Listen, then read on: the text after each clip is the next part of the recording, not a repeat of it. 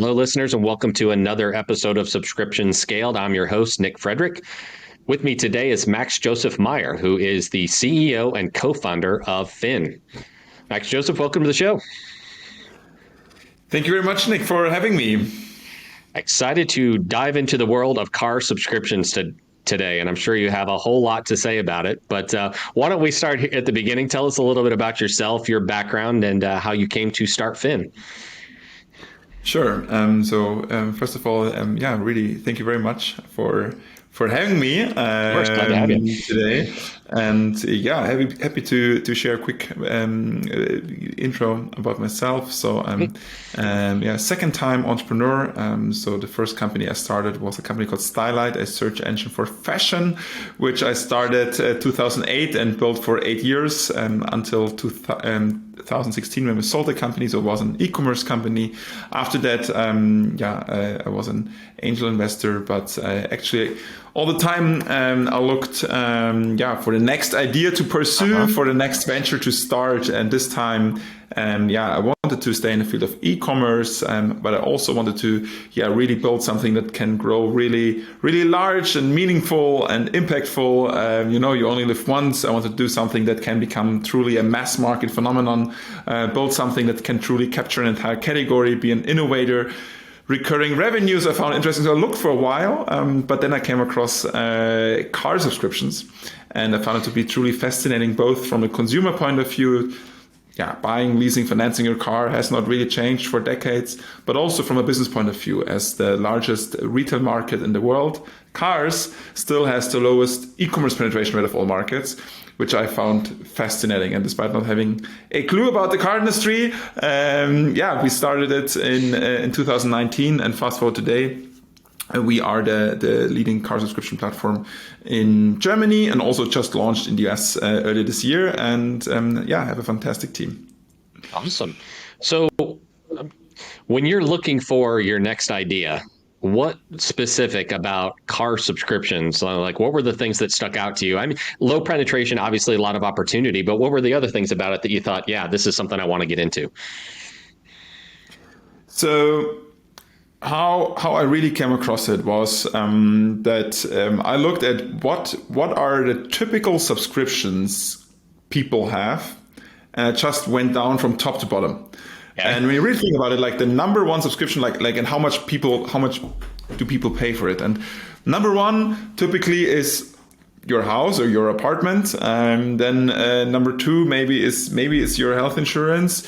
But typically the car comes next, actually. So it's really one of the largest recurring cost items. And at the same time, it's really has not changed in decades for most people. So most people still go to a car dealership around the corner, and then it takes a few hours to find the right car, and then maybe to also negotiate a little, and then go to an insurance company and to a bank and do all the registration stuff and maintenance and taking care of all things yourself. And I found that just a beautiful idea to bring that experience online. Yeah. Do you think because of the changing consumers and, millennials and youngers coming up to driving age and their expectations around those kind of experiences being different than older generations who were, built on, buying a car and buying a home and owning things? Do you think that is one of the things that is making this, more feasible now than maybe it was even, a few years ago? Absolutely. So this is definitely a trend that is, I think, supercharging our growth. So our core target group are families in their 30s and 40s. We typically describe them as former hipsters living in the inner parts of large cities such as, New York, East Village. And then in their early 30s,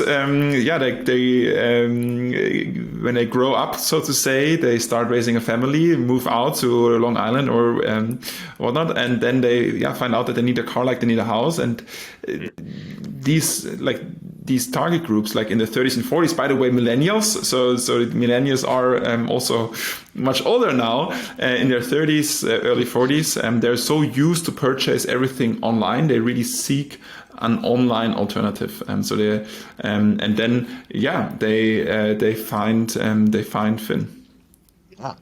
So walk us through the experience for a potential customer. They're coming to. Do they start with a website or do they download the mobile app, and then how do you take them through the experience of subscribing and getting a car? Yeah. So really our ins- aspiration was that it is like subscribing to a car is as easy as buying a pair of shoes online, and I think we came very close. So you can go on Finn, and you will find through like e-commerce look and feel like there's a broad range of pre-configured cars. In Germany, we are currently, I think, have like 20 brands and many models online. In US, it's still early days, so they are currently only like I think 10 models or so, but it will grow over time a lot. You can choose one of the cars, and then the checkout actually like is really like buying something on Amazon plus uploading your driver's license. So it's really as simple as that. So there's no surprises. So what's all included in the subscription itself? I mean, you're covering up probably maintenance, insurance, those types of things. But for the consumer, what else? What other expenses would they have? So the only expense you really have is charging or fueling your car. So it's gasoline or electricity, and that's it. So everything else is included in our monthly rate. So there is also no down payment, and there's no deposit, and everything else is included. The car is obviously included, but also insurance, maintenance, delivery. So all cars we deliver to your doorstep, and and there's no extra cost for it. It's also included in your monthly rate. So what are the other terms of a subscription? Do they need to, is there a minimum amount of time, and how many times can they swap cars, and what does it look like in the end when they're done with the subscription? Yeah. So our subscriptions in the US currently are either 6 or 12 months, like with a 6 or 12 months term. And that's really a fixed term. So of course, after the 6 or 12 months, you can then roll over in a new car. You can prolong your subscription. However, we are really not so much in the business of like swapping your car every week, and so this is kind of more like that's really what I would call rental. We are really between rental and leasing with our short-term subscriptions. Gotcha. So at the end of the term, do they automatically renew? Do they have to tell you I'm returning the car, or just roll over into the next one? I mean, what does that look like? And what are you seeing in terms of are they rolling over, or are they swapping out? What's happening at the end of those terms? Yeah, so really the vast majority of users are retaining. So typically we exchange the car after 12 months. So typically users get a new car, so they don't have to. It's also no auto renew or so, like no automatic renew. But we always hope for every customer that our customers renew, and we offer our customers a few months already. We start reaching out to them, start to offer them similar cars or maybe a different car. So we of course try to keep every customer. So I find it interesting because a lot of the companies that I interview on this podcast are lower price point subscription services, like, a few dollars a month up to 20, 30, 40, $50 a month, but not much more than that, right? So it's more about volume. Seems like with your business and the price point that we're talking about here, there's a lot of interaction back and forth with a customer. So how much have you, I mean, you got a great e-commerce website and you talked about taking them through that experience, but then how much of it is delivered digitally in terms of the experience, and how much do you guys have to be kind of hands-on to walk them through it? So if you do not like to talk to someone, you really do not need to talk to someone. So you can do the entire process, both like the first subscription, but also then prolonging your subscription entirely digital. So many users the first time come through our website actually, But then as soon as they signed up for their first subscription, we of course also try to let our users also download our apps, either like Android or iOS. There are some extra features. And with that app, of course, it's even easier. So once the data is in, it's almost like a one-click renewal. So it's even like the second subscription is even easier than the first subscription. And it's really a pure digital process. What's also cool is that, of course, we have one hotline, and with that one hotline, you can reach us for whatever question or problem or challenge you can possibly have around your car. So whether there is a case of maintenance, or where there is an accident, or whether you want to prolong, or whether you want to change your credit card, there's always one hotline that you can reach out to. Gotcha. So I would, again, talking about different products and that are easier to get set up from a business perspective, like to set up their product and service and how everything's going to work. When these days with the tools that are available, you could practically set up a subscription service in a matter of a day or two if you really wanted to. It seems like with what you're talking about here, the fleet of cars, the customer service, the maintenance, and the regions that you're operating in, how long did it take you from your idea to actually being able to go into market? So we started really working on Finn in April 2019. I think the first car was on the street in October and November. I think October, November of the same year. Okay. It took us more or less a similar time in the US. I think even a little bit longer, maybe. So I fully agree. So car subscriptions from the outside, they look almost like a little bit almost cute. But behind the scenes, it's quite a complex beast. We're really building the technology platform, and we have actually integrated more than 200 service providers. So it ranges from all the obvious like marketing and e-commerce tools you have to integrate, but also damage service providers and maintenance service providers and insurance companies. So we work together with Liberty Mutual, for example, in the US, and over to the banking, like to the fleet financing part. That's a big part, actually, also very, very tough one. So we raised a 500 million euros ABS facility for Germany, $200 million for the US. Insane numbers, and it was also quite a hassle to get these facilities. Sure. Then you need to have all these OEM partnerships. So it's actually a lot of work, and it's only possible due to our fantastic team. I would have never thought you could stand up something like that in 6 months or less than a year, even to go from this idea to actually having cars on the street. That's what a feat. I mean, what were some of your biggest obstacles? So definitely, since the beginning, it was always like the part of actually getting supply, like actually getting cars. So that's one big part, because you cannot just go around the corner and buy a few cars, because that would not scale. You would not get the right price point, and then investors would look at it. Your profitability would look weak. You would not like. I always describe Finn as kind of like a chain of very large chicken egg problems. And for one of the first really large chicken egg problems was that we wanted to buy cars for a good price, but to buy cars for a good price, you need to buy a lot of them. And for that, you need to have a lot of money. And to be fully honest, I'm not sure if I've ever shared it, but so the first batch of cars, and it was in the seven figures, euro figures. When we ordered that, we didn't exactly know how and if we can finance it, but we had to start somewhere. So we started ordering the first batch of vehicles, and then went to the bank then went to equity investors and told them, look, we have ordered a batch of cars. It's great unit economics. And then we went to a bank and told them, look, we have the cars and we have the equity. We don't have track record, but we have the...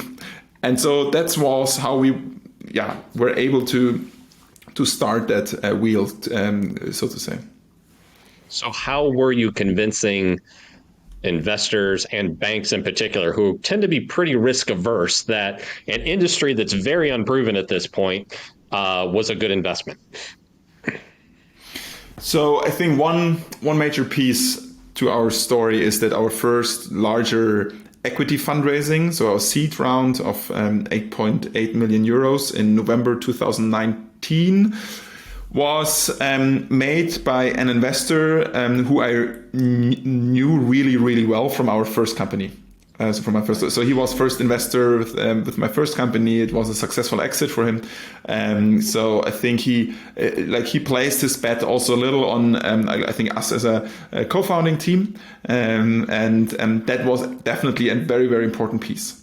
I think as a first-time entrepreneur, I think it would have been even harder probably, but that was definitely an important piece to It's have. not impossible.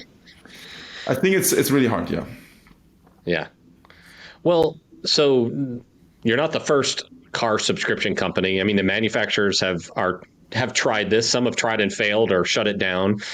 Even the rental car companies, Hertz and Enterprise and the like, are kind of dabbling in this idea of subscription. I mean, what do you think is different about your offering, and what advantages do you have over what they're doing? Because both of those have some, they've got a fleet kind of built in on either side. They have a leg up in some respects. Yeah, I think to sum it up in one word, it's focus. So we literally wake up having one thing in mind, and we go to bed having one thing in mind, and it's car subscriptions, at least professionally. So that's all we do. That's all we like do and breathe all day long. It's almost 300 people now focusing really on one thing only. Also, we as a brand focus only on car subscriptions all day long in every ad, in everything we do. And I think I also have a very strong belief, and I'm confident that the largest car subscription platforms will be run by companies that do only this one thing, and it can become, I think, quite large. And why is that? Because it is quite complex beast. For example, our operations are entirely tailor-made for that use case of 12 months, 6 months subscriptions. For example, when we buy cars, they come directly out of the factories and are being then sent to our partner compounds. And from these partner compounds, we then send our vehicles directly to our customers. So it's a hyper efficient process that is much, much different than when you, for example, compare that process to how traditional rental car companies work with these hundreds, if not thousands of rental car stations with thousands of customer care people. In our case, it's like fully digital. It's like really a wholesale process versus their process, which is much, much more costly. And that's why rental car, and when you ask me why have they failed, I think one big piece to it is price. So when you look at the first wave of car subscription services from rental car companies, from OEMs, they all focused on that super flexible part, like swapping every weekend and so on. But then these subscription cost you $2,000, $3,000, $4,000 a month. And people don't want to spend that much money on a car. Right.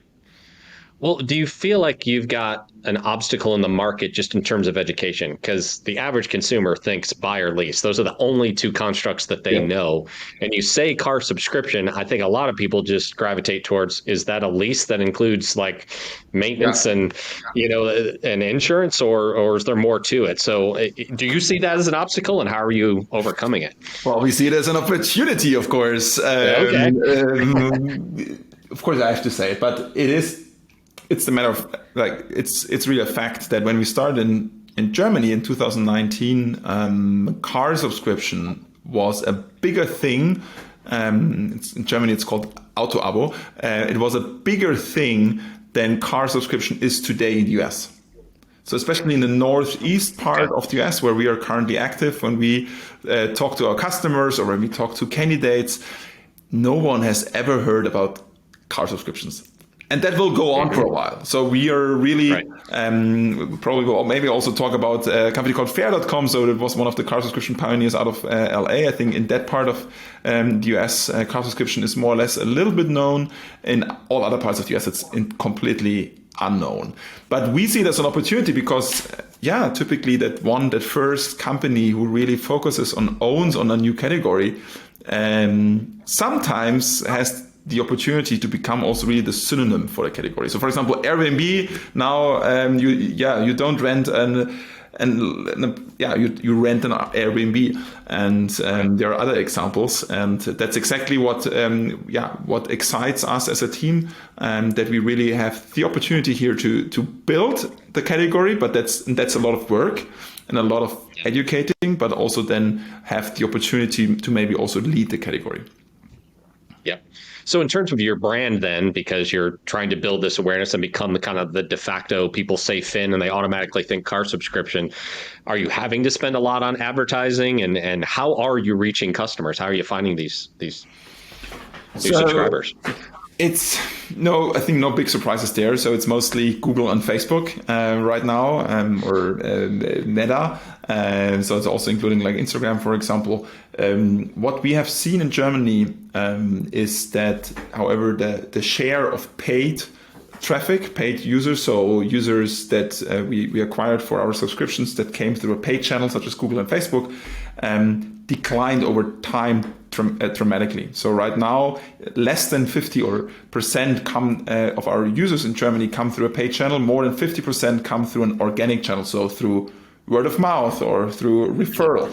And why is that? So because when you subscribe to a Finn car, and that car gets delivered to your doorstep within a few days, and you can drive it, and it's so extremely easy, that is such a radical new experience. People talk about it. So the next time you have you go like for dinner or drinks, it's something like when you buy another pair of shoes, you don't tell that your friends, but if you have kind of like subscribed to a new car, that is something you talk about. And that's why we see that huge, like really inbound and pull from customers. So right now, in that journey, it's probably more important than ever that those experiences, those customer experiences, are as smooth and as enjoyable as you can possibly make it, right? If that referral business and them telling their friends and family about how great this experience was that I had with this new company called Finn, and them telling people about it and being your evangelizing the brand is critically important, right? Because if it's not a great experience, they're not going to talk about it. Or actually, they might do worse, right? They might damage it. Absolutely. So customer experience is, of course, key. So we are right now at our NPS that typically hovers between 60 and 70. So these are really super, super strong numbers. Also, Trustpilot is at 4.6. So, and there you also see more and more US reviews, which I think are super cool. There also see some differences. So they're really, while Germans typically describe their user experience very rationally, people from the US and I really love this, describe their experience much more emotional and enthusiastically. Sure. They're really positive reviews. Of course, when you also look at the reviews, we don't get it right all the time. So sometimes we, of course, delivered also a car once in the wrong color. We delivered a car that then 2 days broke down, and so 2 days later broke down. So there are things. So we're talking about physical assets. So it's cannot go as smooth as a social media platform all the time.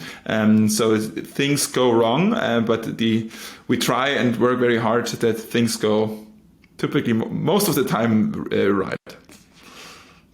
Well, speaking of things going wrong, well, in terms of timing, you started this company, 2019, got up towards the end of the year, and then 2020, a global pandemic happens. What did that do to your business? So when you think about it, so in the first year, 2020, with COVID, that of course was the first crisis we had to master. So until before COVID hit, we were handing over every car. It actually was one of our employees just in front of our office. And we wanted to rent a large rental station and to also do the handovers there because we thought, okay, that's such a key experience. We have to do it ourselves. But then COVID hit and renting something didn't sound like a good idea anymore. So we switched to a full like a delivery only concept. And to be honest, we were really nervous because it's a third party. They are delivering our cars to the customers and so on. But it worked out just fine. So they're doing a super good job. So it's a marketplace for drivers. Something very similar exists in the US. And ever since, we're doing only deliveries, and that works fine. Of course, due to e-commerce, due to COVID, e-commerce more or less was boosted. So that like demand wise, and it was really the early days. Demand wise, of course, it was rather a boost than a Okay, bad. so it was still a boost. I wondered if perhaps, people traveling less because there were fewer places to go might have negatively impacted. But I guess the fact that you weren't asking your customers to come to some sort of physical location, you were dropping off to them, actually overcame that. Exactly, and you always like it's always important to remember like how super large this market is. So there are 500 million cars in Europe and US, and currently, so this year we're targeting at around 25,000 subscriptions by the end of this year. 21,000 in Germany, 4,000 US. So we are really a drop in the ocean, and that's why like really larger market trends are not affecting us that much. Yeah. Do you think the manufacturers themselves, Ford, Volvo, Porsche, have all kind of experimented with this in various ways and are continuing to offer? Do you think they see the growth of subscriptions in general, or do you think they see what you're doing as a threat? I guess is really my question to their sales. So I think it is and also I think all of OEMs see it really as an opportunity to get a more direct connection to their younger customers. So most of the OEMs really kind of struggle to attract younger target demographics, and I think like an online car subscription is just the right tool to get these young target demographics back and to really access very, very young customers. Yeah. Well, for those like, let's just say Volvo, who has a car subscription, so they're going direct to consumer, you're trying to have that direct engagement relationship versus, going through or selling to a service like yours. Do you think they see that as competition, or they're just happy to sell cars? So when I look in the future of of car e-commerce, I strongly believe that every OEM will offer its own subscribe, lease, finance, or buy on their own website. Mm-hmm. At the same time, I also strongly believe in, for example, look at every other industry, like a Nike.com. Of course, they sell their shoes also on Nike.com, but they sell actually much more volume on Amazon. And so there's just a natural pull towards a multi-brand platform where users, and in our case also companies, can search and browse for cars across most or all of the brands. And there's also that focus thing that we've just focused on that all day long and just therefore create a lot of awareness and demand. And typically, like taking maybe the past 18 months away when there was that large supply crisis, which was, by the way, the second crisis we had to overcome after the COVID crisis. Right. Typically not like in the past 18 months, supply was kind of like the constraint. Typically in the car industry, demand is the constraint. So, and OEMs already, like most OEMs are working with us. We have more than 30 brands in our fleet. And the number one reason is really a large source of demand of very predictable and also with very young customers.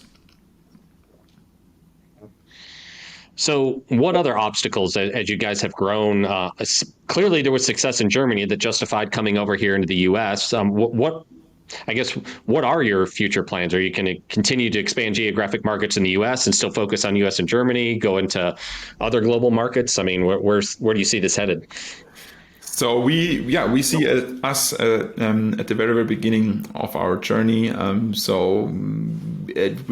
see a huge opportunity to really grow into hundreds of thousands of subscriptions in the next few years. It almost sounds boring, but I think really the big challenge, especially as an entrepreneur, and also an entrepreneurial company, you see so many opportunities popping up left and right, and car rental and bike subscriptions, and you can do so many things. But I think one of the key challenges is to really stay focused and we will keep our focus. We are already in two super large markets in Germany and US. We are currently focusing solely on these two markets, and we will for quite a while, and really want to build the most popular car subscription platform in these two markets. And that's all we do right now. And that's it's our entire focus. Still, I think most people in the US do not even know what a car subscription is. So there's a lot of work. There's a lot of work for us. Yeah. Yeah. Well, it's been fascinating to hear about, how you guys are building this up. And as I kind of suspected, what a big feat to stand up a subscription service like this. I mean, like I said, there's easy subscriptions to start up, and then there's hard subscription businesses to start up. And this is definitely in the latter. So congratulations just on getting to this point and having 25,000 subscriptions. I mean, that in and of itself is amazing. But for any of the listeners who want to learn more about Finn or kind of learn more about auto subscriptions, where can they go? So, you can, of course, go check us out on our website, www.fin.auto. You can also, of course, follow us on LinkedIn and Instagram. And also, just message me on LinkedIn. So, I'm very active there. I'm more than happy to answer all of your questions and getting to know as many of you as possible. Awesome. Well, thanks so much for sharing the journey, the story. It's been wonderful to hear, and best of luck as you guys continue to grow. Perfect. Thank you, Nick. Thank you very much for having me. Thanks.